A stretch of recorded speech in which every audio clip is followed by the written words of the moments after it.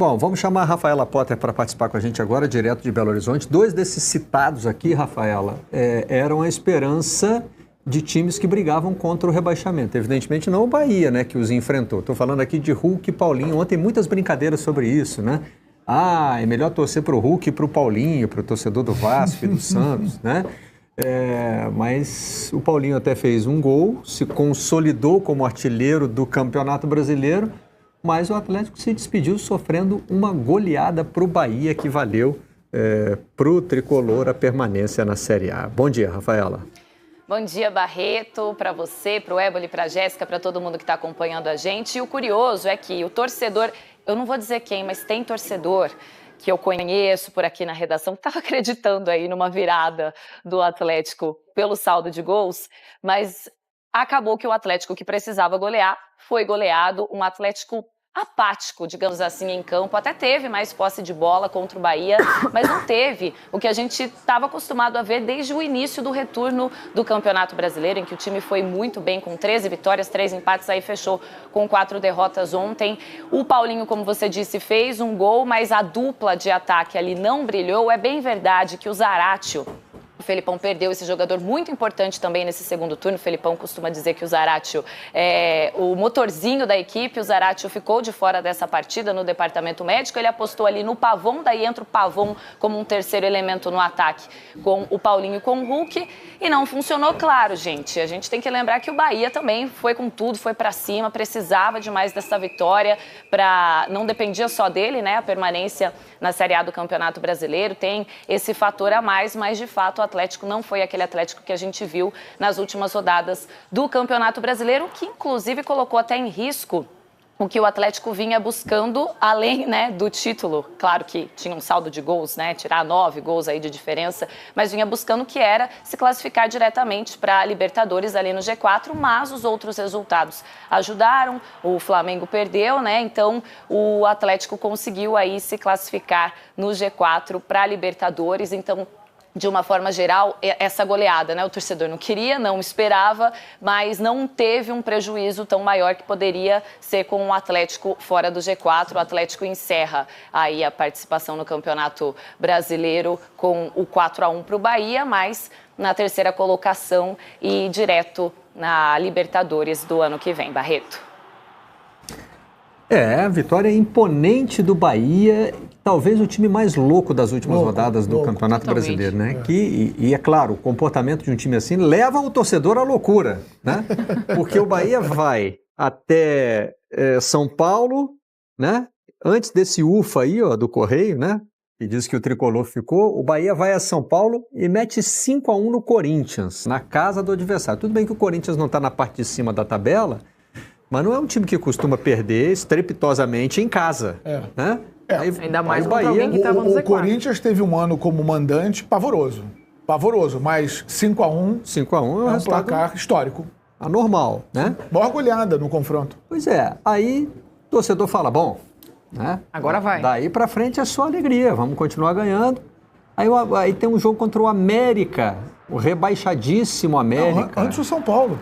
Em casa. Teve o São Paulo em casa. São Paulo em casa. É que o São Paulo jogou a reta final do campeonato, aliás, como aconteceu com vários clubes, né? Mas foi a primeira vitória do São Paulo como visitante. Tinha a questão do São Paulo visitante. E toma um gol de último minuto. Último minuto. Mas aí tudo bem, vai enfrentar o América. O América já caiu, tá perdendo de todo mundo. Aí perde 3-2, com um jogador a mais. Aí o torcedor fala, bom, então acabou, tem mais jeito. Entra na última rodada no Z4, precisando, né? Não só do seu próprio resultado, e acontece o que acontece. E do cenário de todos que estavam lutando para não cair, do Bahia era mais complicado, porque pegava o Atlético, que ainda queria vencer, né? Embora buscar o título era muito difícil, mas estava jogando demais esse Atlético do Felipão, e o Vasco e o Santos dependiam só de si mesmo. Então, em dado momento, antes da rodada começar, eu achei que a situação estava muito mais complicada para o Bahia. Eles dependiam só de si mesmos ou do Atlético. Por isso a brincadeira. Exato. Ontem eu até trouxe aqui da internet, né? Provável escalação do Vasco. Aí era o Atlético. Era o time do Atlético. Everson, Mariano e tal. Né? Porque os torcedores do Vasco e do Santos, evidentemente, confiavam na força do Atlético, que estava aí também, gente, para garantir a permanência no G4. O G4, aliás, foi uma coisa impressionante, né? Também foi, depois do Palmeiras... 4 equipes poderiam... Na classificação, só o Grêmio venceu, né? Entre os que brigavam ali por... Só o Grêmio. Entre os times que brigavam pelo G4, né? Porque a gente tem que considerar do Grêmio até o Botafogo. O Botafogo se vencesse Bom, se vencesse, como o Atlético e o Flamengo perderam, já era o Botafogo previsto, estaria no G4. Esse quadro de dificuldades para as equipes que estavam brigando pelo G4 já era uma situação, um cenário previsto. As dificuldades do Atlético contra o Bahia, pelo desespero do Bahia, do Botafogo pelo próprio Botafogo, mas contra o Inter fora, o Flamengo contra o São Paulo, e até uma grande dificuldade do Grêmio contra o Fluminense titular, se despedindo da torcida. E o Grêmio foi o único que venceu. Mas o Bahia, cara... O contexto era muito desfavorável porque o Bahia ele já tem naturalmente uma característica de jogo de propor o jogo aberto, o jogo franco, o toma lá da cá. E fazer isso contra Hulk e Paulinho é complicado. E por causa dessa proposta, toma lá da cá, o Bahia tem uma das piores defesas do campeonato. Então, era um cenário que fala, meu Deus do céu, o Bahia vai por tudo ou nada, é enorme a chance de acontecer o nada, né? E aconteceu tudo. Porque saiu rapidinho o gol. No que o Bahia abre o placar rapidamente, 1-0, ele... tira a pressão também, né? E ontem, durante a rodada, ficou mudando com muita facilidade, com muita rapidez, quem ocupava essa última vaga do Z4. Eu acho que para as 3 torcidas, de Vasco, Bahia e depois o Santos, deve ter sido, assim, uma tortura. Porque conforme os gols iam saindo, mudava quem estava nessa vaga do Z4. Ora era o Santos, ora era o Vasco, ora era o Bahia. O Bahia começou, mas a partir do gol saía. Enfim, foi bem sofrido para o torcedor. Mas o Bahia conseguiu escapar ali com essa vitória incrível em cima do Galo. O Rogério Ceni, técnico do Bahia, tentou resumir em números o que aconteceu na noite de ontem. Vamos ver um trechinho da entrevista coletiva. Foram 90 minutos que valeram um ano. 90 minutos jogados que valeram por um ano. E no dia que eu cheguei aqui, eu falei que o Bahia vai surpreender muita gente em poucos anos. Mas nós traríamos um regresso muito grande, em tendo que voltar para a Série B. Então, nós perderíamos 2 anos do projeto. E eu acho que nós conseguimos sobreviver a um ano zero, que é um ano que... Eu acho que podem acontecer mais erros, mas em momento algum acho que nós desistimos. Eu acho que esse é o principal que eu levo, que a gente não pode desistir nunca antes que seja apitado, que o juiz apite o final do jogo.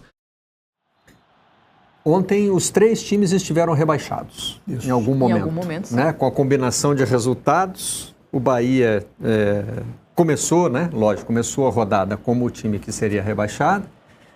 Mas aí pela alternância de gols em que ele foi o primeiro a largar na frente, a se colocar na frente no placar. Isso. Ele foi o primeiro a fazer gol. Aí depois veio o gol do Vasco. Aí já mudava tudo. Aí veio o gol do Vasco, depois veio o gol do Fortaleza contra o Santos. Depois o Bragantino. Aí o Bragantino empatou, o Atlético empatou com o Bahia. E mesmo goleando, teve um momento em que o Bahia estava totalmente ligado no jogo do Santos. Porque o Vasco já estava na frente e o Santos estava empatando. Se saísse um gol do Santos, a goleada não teria adiantado para nada. O Bahia cairia da mesma forma. A expectativa era o gol do Santos. E aí saiu o gol do Fortaleza aqui. Quando o Bragantino empatou o jogo, o Vasco foi para a zona de rebaixamento. Aí viveu um momento de tensão. Quando o Vasco fez o segundo, ele empurrou o problema para Santos e Bahia. Aí ele estava tranquilo. Aí o Fortaleza resolveu pro de todo mundo quando fez o segundo gol no Santos. Tem até a contagem do horário aqui, o Guilherme Oliveira da nossa equipe de produção está me ajudando. Às 9h30 o Bahia estava rebaixado, começou. Às 9h43 era o Vasco, 10h02 era o Santos, 10h08 era o Bahia de novo, 10h23 era o Santos, 11h02 era o Vasco, 11h21 voltou a ser o Santos e foi o que ficou. E nisso tudo, Rafaela, o que chamou a nossa atenção foi... o Éboli e a Jéssica estavam falando aqui da necessidade do Bahia, de uma postura que poderia até ser desesperada, o que favoreceria o Atlético, que é um time que encaixa bem no contra-ataque, é um time de jogo vertical. E isso ontem não apareceu, né? Exatamente. E dando um pitaco, falando um pouquinho aí do que vocês comentaram sobre essa reta final maluca do Bahia, eu estava no jogo do América contra o Bahia e a gente via, inclusive a Maria Cláudia Bonucci estava comigo, ela estava na reportagem cobrindo ali o lado do Bahia e ela reparou ali no banco, o próprio Rogério Ceni e os jogadores, um abatimento muito forte. Então, a gente imaginava que precisava ir dessa vitória, precisava vencer, dependendo ainda de outros resultados, mas vindo de um resultado completamente, né, contra o América, já rebaixado, tinha muito essa expectativa, é tudo ou nada, precisamos dessa vitória, o que poderia favorecer, talvez, o jogo do Atlético, mas o Atlético se mostrou realmente, como a gente comentou aqui no início da participação, um time realmente apático, um time que não... Parece que não entrou em campo. É bom, eu até falei do Zaratio, né, que o Felipão não pôde contar como o Zaratio no departamento médico, mas o Lemos e o Saravia também seguiram no departamento médico,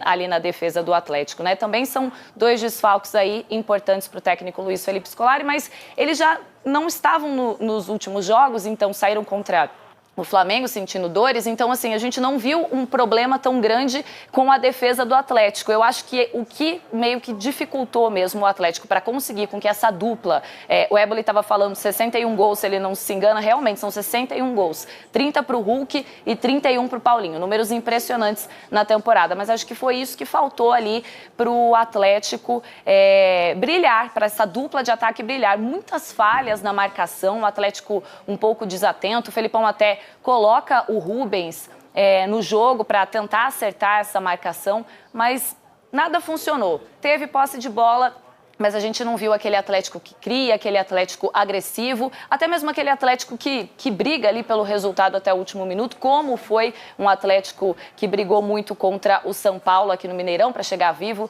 nessa última rodada. Faltou muita coisa, não era esse Atlético que a gente se acostumou a ver nessa campanha brilhante do retorno, lembrando depois, né, do Felipão, quando chegou, que não conseguiu, teve aquela sequência, a gente sempre fala, né, dessa sequência ruim para o Atlético, foram 10 jogos sem vencer, 9 sob o comando do técnico Luiz Felipe Scolari, mas buscou essa reação.